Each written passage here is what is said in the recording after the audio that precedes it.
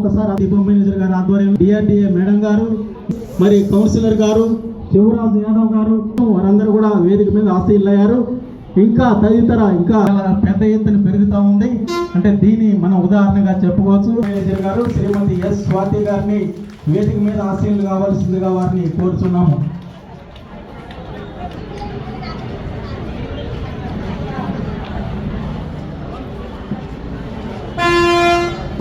మహిళలు మరొక మారు సంతోషించాలా. మరియు గ్రామీణ మహిళలందరికీ కూడా మరి ఈ కార్యక్రమం సందర్భంగా పథకం 10,000 కోట్ల రూపాయలు మరి ఈ లక్ష్యాన్ని చేరుకున్న సందర్భంగా ఏర్పాటు చేసుకున్న ఈ కార్యక్రమం సందర్భంగా మీ అందరికీ కూడా మహాలక్ష్మి పథకానికి సంబంధించి శుభాకాంక్షలు తెలియజేస్తూ మరి ఇంత మట్టుకు కూడా అందరూ కూడా చాలా వివరంగా మనకు చెప్పడం జరిగింది. ఇది చాలా చాలా మహిళలకు ఎంతో ఉపయోగకరంగా ఉన్న పథకం అని చెప్పవచ్చు. మరి చిన్న చిన్న ఉద్యోగాలు చేసుకునే వాళ్ళు, వ్యాపారాలు చేసుకునే వాళ్ళు, అదేవిధంగా చదువుకోవాలని వేరే వేరే ప్రాంతాలకు వెళ్ళి వస్తున్న విద్యార్థినులకు చాలా చాలా ఉపయోగంగా ఉన్న పథకం ఇది. మరి ఈరోజు 10,000 కోట్ల రూపాయలు అంటే మన మహిళలందరి పక్షాన 10,000 కోట్ల రూపాయలు మనము పొదుపు చేసినట్టే లెక్క. అంటే ఇది మనకు ఈ రకంగా ఉద్యోగాలు చదువుపరంగా బయటపెడుతున్న మహిళలకు అది మిగిలి ఉన్నట్టు పొదుపుగా మనం భావించవచ్చు. దీన్ని వాళ్ళ కుటుంబ అవసరాలకు, పిల్లలు విద్యా అవసరాలకు కానీ, ఆరోగ్య అవసరాలకు కానీ ఏదో రకంగా వాడుకోవచ్చు. అదేవిధంగా మరి ఈ పథకం ద్వారా ప్రయోజనాన్ని పొందుతూ మరి ఇంట్లో ఉన్న మహిళలు కూడా వాళ్ళకు వెళ్ళాలనున్నా బయటకు ఇదివరకు వెళ్ళలేకపోయేవాళ్ళు. ఇప్పుడు ఒక మంచి అవకాశం. వాళ్ళ తల్లిదండ్రులను చూడాలన్నా, అక్క చెల్లెలను చూడాలన్నా మరి ఉద్యోగం చేసే మహిళలకు ఉండే వెసులుబాటు ఇంట్లో ఉండే వాళ్ళకు మరి ఈ పథకం ద్వారా వాళ్ళ చూడాలన్నా, వెళ్ళాలన్నా, అదేవిధంగా మరి ఆధ్యాత్మిక పరంగా ఎక్కడన్నా పుణ్యక్షేత్రాలు చూడాలన్నా మనం వెళ్తున్నాం. చాలామంది మహిళలు కలిసి మరి మహాలక్ష్మి పథకాన్ని వినియోగించుకుంటూ పుణ్యక్షేత్రాలను సందర్శిస్తున్నారని అనుకున్నాం. సో ఈ విధంగా రకరకాలుగా మన మహిళలకు ఈరోజు కార్యక్రమం ఎంతో ఉపయోగకరంగా ఉపయుక్తంగా ఉంది. కాబట్టి ఈ కార్యక్రమాన్ని ప్రవేశపెట్టిన ప్రభుత్వానికి, ముఖ్యమంత్రి గారికి ధన్యవాదాలు తెలియజేస్తూ సోదరి సోదరిమణులకి అందరికీ నా హృదయపూర్వక నమస్కారం. తెలంగాణ రాష్ట్రంలో మహిళల సాధికారతకు ఒక గొప్ప అడుగు పడింది. రాష్ట్ర ప్రభుత్వం ప్రవేశపెట్టిన మహిళలకి ఉచిత బస్సు పథకం.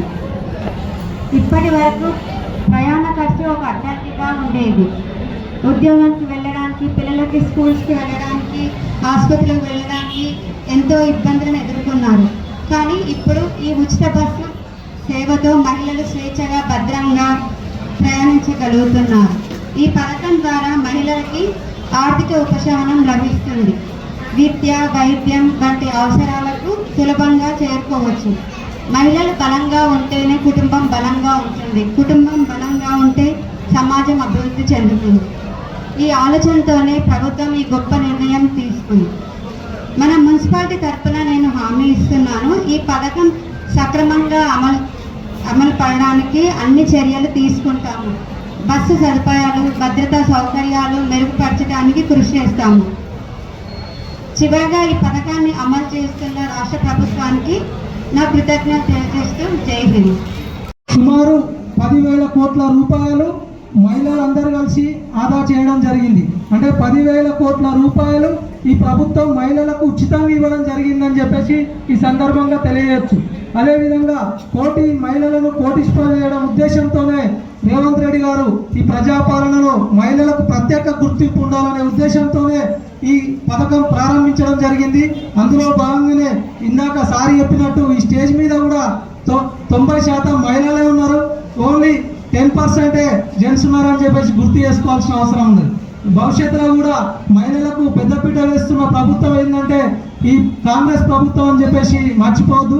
మహిళలకు అన్ని సందర్భాలలో పెట్రోల్ బంక్ సబ్సిడీ కానీ, రైస్ మిల్లు కానీ, బస్సు సౌకర్యం కానీ, బస్సు సబ్సిడీ కానీ, ఇలా రకరకాల సోలార్ ప్లాంట్లు ఎన్నో రకాల మహిళలకు మేలు చేస్తున్న ప్రభుత్వం ఏంటంటే అది కేవలం కాంగ్రెస్ ప్రభుత్వం అని చెప్పేసి మర్చిపోవద్దు.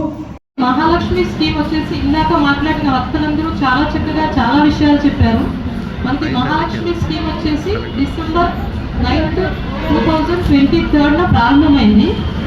అప్పటి నుంచి ఇప్పటి వరకు దాదాపుగా 10,000 కోట్ల రూపాయలని మనం ఆదా చేసుకున్నాం. దాని ద్వారా ప్రయాణించిన ప్రయాణికులు వచ్చేసి 297 కోట్ల ప్రయాణికులు ప్రయాణం చేశారు. అంటే ఆల్మోస్ట్ ఇప్పుడు ఇదంతా కూడా కార్పొరేషన్కి సంబంధించింది. మన వరకు వచ్చే వరకు వరంగల్ రీజియన్ అంటే మా ఆర్టీసీలో వరంగల్ రీజియన్లో ఉన్నటువంటి 9 డిపోలలో మనది 10% కాంట్రిబ్యూషన్ ఉంది. అంటే 10,000 కోట్లలో వరంగల్ రీజియన్లో ఆదా చేసుకున్న అమౌంట్ వచ్చేసి 1000 కోట్లు.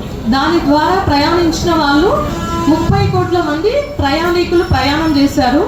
వరంగల్ రీజియన్ తర్వాత ఇప్పుడు మాట్లాడుతున్నది జనగామ డిపోలో ప్రోగ్రామ్ అవుతుంది కాబట్టి జనగామ డిపోకి సంబంధించి మనకి మహాలక్ష్మి స్కీము రాకముందు వచ్చేసి ప్రతి బస్సులో ఆక్యుపెన్సీ రేషియో అంటే ప్రయాణికులు కూర్చునే సీట్లు వచ్చేసి ప్రతి ట్రిప్లో 65 మంది వరకు మాత్రమే ట్రావెల్ చేసేవారు. అంటే బస్సులో ఉన్న సీట్లలో 65% వరకే ఆక్యుపెన్సీ ఉండేది. మహాలక్ష్మి స్కీమ్ తర్వాత ప్రతి ట్రిప్లో వచ్చేసి ఆక్యుపెన్సీ 95%కి వెళ్ళింది. అంటే దీన్ని బట్టి ఏంటి అంటే మహాలక్ష్మి స్కీమ్ ద్వారా ఖచ్చితంగా ప్యాసింజర్స్ ప్యాటర్నేజ్ అన్నది బాగా పెరిగింది. ఇదివరకు జనగామ డిపో జ్యూరిస్డిక్షన్లో అంటే మా డిపోలో మొత్తం 115 బస్సులు ఉన్నాయి.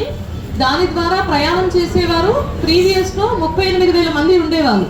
ఇప్పుడు 58,000 మందికి చేరారు. అంటే చాలా హైయెస్ట్గా రీజియన్ మొత్తంలోనే హైయెస్ట్ నంబర్ ఆఫ్ ప్యాసింజర్స్ని ట్రాన్స్పోర్ట్ చేసేది హన్మకొండ డిపో తర్వాత జనగామ డిపోలోనే. ఈ ఆర్టీసీ ప్రయాణాన్ని మీరందరూ కూడా ఆహ్వానిస్తున్నందుకు, ఆర్టీసీ బస్సుని వినియోగిస్తున్నందుకు మీ అందరికీ కూడా పేరు పేరున కృతజ్ఞతలు.